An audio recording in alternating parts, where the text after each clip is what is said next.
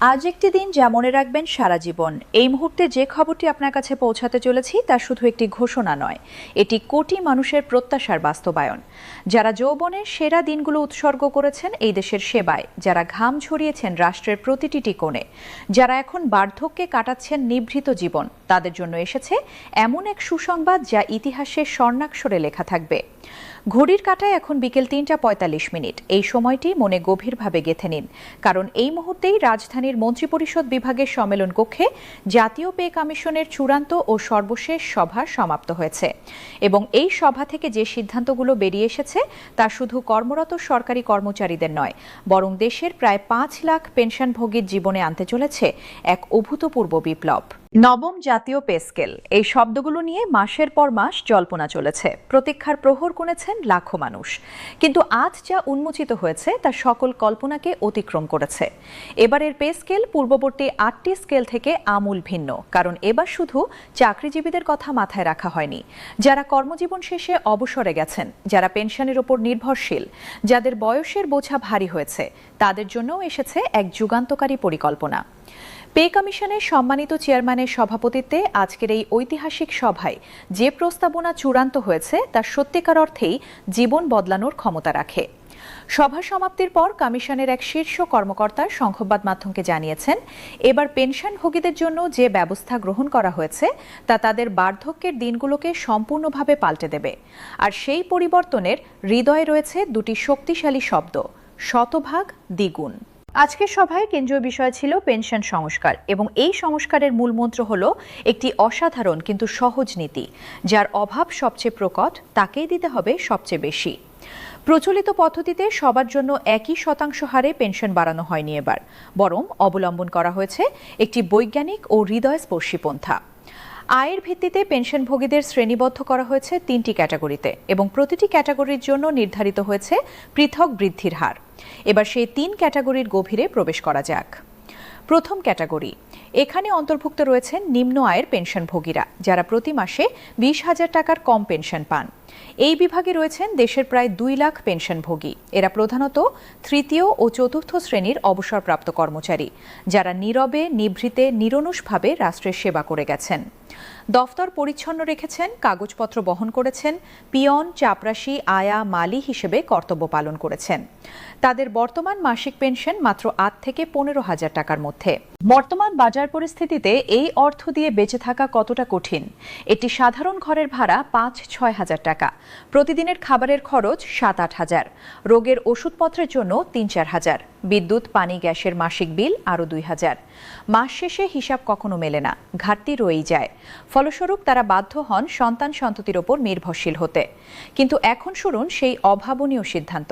Pay commission এই নিষ্ঠুর বাস্তবতা অন্তরাত্মা দিয়ে উপলব্ধি করেছে এবং গ্রহণ করেছে এক অসাধারণ সাহসী পদক্ষেপ। এই ক্যাটাগরির সকল পেনশনভোগীর পেনশন বৃদ্ধি পাবে শতভাগ, অর্থাৎ সম্পূর্ণভাবে দ্বিগুণ হবে। যিনি ১০,০০০ টাকা পান তিনি পাবেন ২০,০০০ টাকা, যিনি ১৫,০০০ পান তিনি পাবেন ৩০,০০০ টাকা। এই বৃদ্ধি নিছক সংখ্যার হিসাব নয়, এটা তাদের জীবন ধারণের নিশ্চয়তা, এটা তাদের মর্যাদার স্বীকৃতি, এটা তাদের স্বনির্ভর হওয়ার সুযোগ। কল্পনা করুন একজন চতুর্থ শ্রেণীর অবসরপ্রাপ্ত কর্মচারীর দৈনন্দিন জীবন, যিনি মাসে ৮,০০০ টাকা পেনশন পান। তার মধ্যে শুধুমাত্র ওষুধপত্রেই ব্যয় হয় ৫,০০০ টাকা। অবশিষ্ট ৩,০০০ টাকা দিয়ে ঘর ভাড়া, খাদ্য, বিদ্যুৎ বিল সবকিছু কিভাবে সামলাবেন? প্রতিটি মুহূর্ত কাটে অসহ্য কষ্টে, কিন্তু এখন তার পেনশন হবে ১৬,০০০ টাকা। এই অতিরিক্ত ৮,০০০ টাকা তার জীবনে আনবে অকল্পনীয় শান্তি। দ্বিতীয় ক্যাটাগরি, এখানে রয়েছেন মধ্যম আয়ের পেনশনভোগীরা, যারা প্রতি মাসে ২০ থেকে ৪০,০০০ টাকার ভেতরে পেনশন পান। এই বিভাগে অন্তর্ভুক্ত আছেন প্রায় ২,৫,০০০ পেনশনভোগী। এরা প্রধানত দ্বিতীয় ও তৃতীয় শ্রেণীর অবসরপ্রাপ্ত কর্মকর্তা, শিক্ষক, সহকারী কর্মকর্তা, দফতর সহায়ক, যারা মধ্যবিত্ত জীবনযাপনে অভ্যস্ত। তাদের জন্য পে কমিশন প্রস্তাব করেছে ৭৫% বৃদ্ধি। যিনি ৩০,০০০ টাকা পান তিনি অতিরিক্ত পাবেন ২২,৫০০ টাকা। সর্বমোট পেনশন দাঁড়াবে ৫২,৫০০ টাকায়। এই বৃদ্ধি তাদের মধ্যবিত্ত জীবনযাত্রার মান অক্ষুণ্ণ রাখতে যথেষ্ট সহায়ক হবে। একজন অবসরপ্রাপ্ত শিক্ষকের অবদান চিন্তা করুন, যিনি জীবনভর অগণিত শিক্ষার্থীকে জ্ঞানের আলোয় আলোকিত করেছেন। তাদের মধ্যে কেউ আজ চিকিৎসক, কেউ প্রকৌশলী, কেউ উচ্চপদস্থ সরকারি কর্মকর্তা। কিন্তু সেই শিক্ষক নিজে পান মাত্র 25,000 টাকা পেনশন। নতুন কাঠামোতে তিনি পাবেন 43,750 টাকা। তার বার্ধক্যে এই মর্যাদা তিনি সত্যিই প্রাপ্য।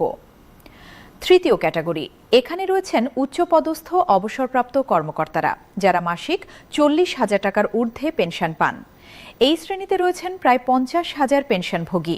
এরা সাধারণত প্রথম ও দ্বিতীয় শ্রেণীর কর্মকর্তা, সচিব, অতিরিক্ত সচিব, যুগ্ম সচিব পর্যায়ে দায়িত্বশীল কর্মকর্তা।